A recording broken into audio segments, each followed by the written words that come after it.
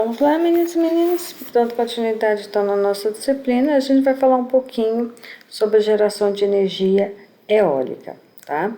A geração de energia eólica é a terceira maior produção de energia que a gente tem no Brasil, ok? Vamos lá. É um processo pelo qual o vento é transformado em energia cinética e, a partir dela, em eletricidade. O vento ele é usado como gerador de energia desde a antiguidade, em sistemas como bombeamento de água, moagem de grãos e o movimento ali dos barcos. A ONU, a Organização das Nações Unidas, ela classifica a energia eólica como um mecanismo de desenvolvimento limpo e a colocou como prioridade para investimentos no incentivo às chamadas economia verde.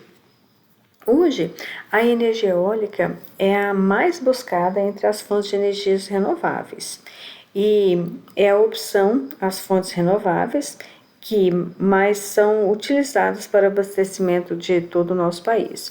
Isso porque a geração eólica, ela não, normalmente você não tem uma para abastecer uma casa, a não ser que é uma área rural e tudo mais.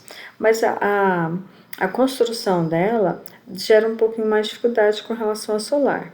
Por isso que a solar você tem ela pontual, né, para atender uma residência, por exemplo, e no caso da eólica já se pensa numa produção maior de energia. Então, a energia eólica no Brasil.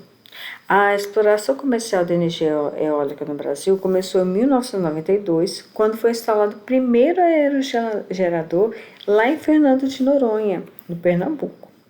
A matriz atual conta com 298 usinas eólicas instaladas e coloca o nosso país, né, o Brasil, como líder no setor no mercado sul-americano. E a energia eólica ela é gerada com a movimentação de grandes turbinas conhecidas como aerogeradores, em formato de catavento ou em formato de moinhos. As turbinas são instaladas em regiões onde há os ventos chamados predominantes e em seu funcionamento é basicamente feito pela transformação da energia cinética em energia mecânica ou energia elétrica. Para entender melhor, a gente precisa saber que o vento ele é resultado das correntes de conversão na atmosfera da Terra e que são impulsionadas pela energia térmica gerada pelo Sol, tá? Então, depende do Sol para que se tenha vento. O vento é um tipo de energia solar e quando não há Sol, não tem vento. O vento não existe, tá? Então, o vento, o que é? É o movimento do ar, que conhecemos como vento, e surge na superfície terrestre, na superfície da Terra, onde há solo e água. O calor do Sol ele vai aquecer mais rápido o solo que a água, e o ar aquecido é mais leve, por isso ele sobe. À noite, o ar sobre a água é mais quente e é substituído pelo ar mais fresco do solo. Então, ocorre esse movimento, ou seja, os ventos são causados pelo aquecimento diferenciado na superfície da Terra, ok? Esta não uniformidade, no caso da temperatura da superfície da Terra, na água, terra e, consequentemente, na atmosfera, é devido principalmente à orientação da Terra no espaço, que seus movimentos de rotação e translação. Em última análise, os regimes de vento são causados pela desigual distribuição da incidência de energia solar na superfície da Terra. Então, o recurso eólico ele apresenta variações temporais que em várias ordens de grandeza. Por exemplo, há variações anuais, que aí depende das funções e alterações climáticas. A gente tem algumas variações que são sazonais, que estão em função das diferentes estações do ano. A gente tem também variações diárias, que são causadas pelo microclima local, e a gente tem também variações horárias, que é ali aquela brisa terrestre, marítima, né? E a gente tem a variação de curta duração, que são aquelas rajadas de vento. Então, a gente pode ter todas essas variações e precisa ficar atento com relação a isso para ver se é viável ou não a instalação de um aerogerador. Ou seja, a variação espacial da energia eólica também é muito grande. E a gente tem as potências geradoras, que no caso depende da geração, né, de quanto se produz de energia com relação a cada turbina eólica. Então, ela vai se classificar da seguinte forma: uma turbina de pequeno porte, ela é para até 20 kW. Aí a gente tem residenciais, fazendas, aplicações remotas, que não são muito comuns. A gente tem médio, que vai variar entre 20 e 250 kW, que é no caso dos sistemas híbridos, geração distribuída, e de grande porte, que é acima de 250 kW, que aí a gente já tem os parques eólicos, né? Também geração distribuída.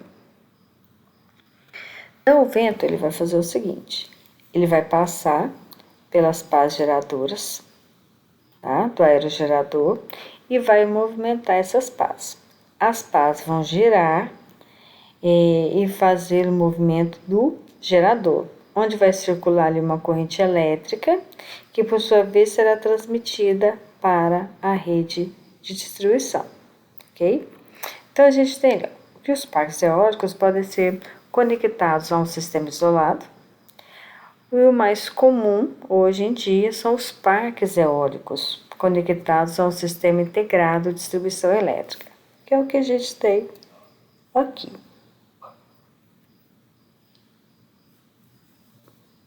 O aerogerador ele é composto pelos seguintes subconjuntos. Então a gente tem aqui as pás, tá? Que são as hélices, né? As pás rotatórias.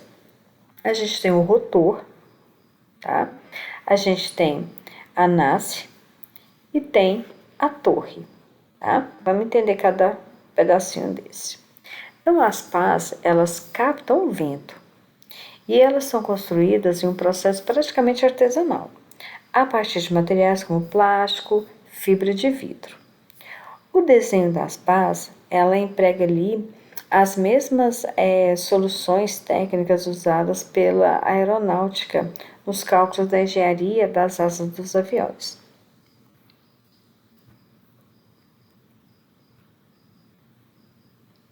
Já o rotor é o componente que efetua a transformação da energia cinética dos ventos em energia mecânica de rotação.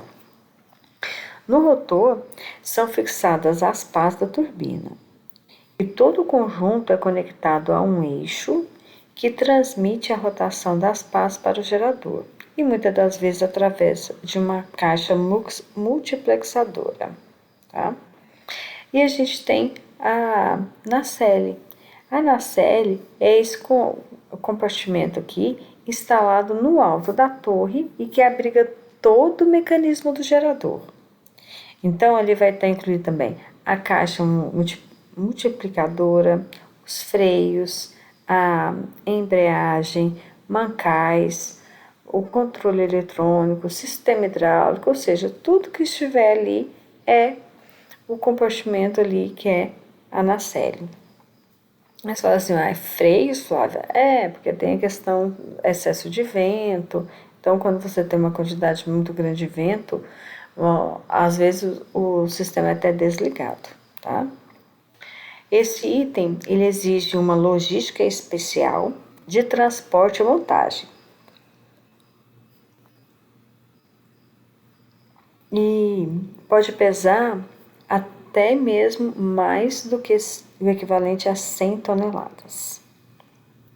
Já o gerador, ele é instalado no interior da nacelle e converte a energia mecânica de rotação das pás em energia elétrica. Pode ser do tipo síncrono, onde a gente tem a velocidade de rotação igual à frequência de alimentação, ou assíncrono, quando a gente tem a velocidade de rotação diferente da frequência de alimentação. E a gente tem também o anemômetro. O anemômetro, ele é um instrumento meteorológico. Ele fica localizado ali na parte superior e externa da nacelle e tem a função de medir a velocidade instantânea do vento local. Ele é feito de plástico com fibra de carbono, reforçado e possui 3 copos, né? Esses copinhos o vento vai batendo ali e ele vai girando e ele vai detectando ali qual que é a velocidade do vento, ok? E a gente tem a torre, que é o elemento que sustenta o rotor e a nacelle na altura adequada em funcionamento da turbina eólica. Ele é um item estrutural de grande porte e de elevada contribuição no custo inicial do sistema, né? Porque construir essa torre não é barato. Em geral, as torres são fabricadas de metal, que é uma treliçada ou tubular, e também a gente tem as feitas de concreto. As torres dos aerogeradores de pequeno porte são estaiadas, que são sustentadas por cabos tensores, enquanto que as das turbinas de médio e grande porte são autoportantes. Então, como que é esse funcionamento? Tá? A gente tem um movimento que gera energia cinética, que pode ser transformada em energia elétrica a partir do movimento das turbinas. Os equipamentos têm 2 limitações. Não funciona sem vento, óbvio, né? E se o vento tiver em excesso, danifica o sistema. Tá? Então, por isso tem que estar medindo a velocidade do vento constante. Então, as hélices, ou as pás, né, são geralmente construídas de plástico de fibra de vidro, né, falado agora há pouco, e o design dessas pás para rotação utiliza características semelhantes das asas de avião, ou hélice de helicóptero, capturando ali a força ou energia do vento e fazendo girar o rotor. O rotor, por sua vez, através do eixo de um sistema de frenagem, ele leva energia cinética rotatória até uma caixa de engrenagem que tem a função de transformar essas rotações das pás, né, que transmitem ali ao eixo de baixa velocidade, dezenas de rotações por minuto, de modo que chegue ao eixo de alta velocidade, que é as rotações que o gerador precisa para funcionar, mais de 1000 rotações por minuto. O anemômetro, ele mede a intensidade e a velocidade do vento, enquanto que a biruta, que é um catavento, ele mede a direção do vento e é responsável por transmitir ao sistema de controle, permitindo ao aerogerador se manter bem orientado em relação ao vento. Ok? Eu vou parar esse vídeo aqui e continuo no próximo, ok?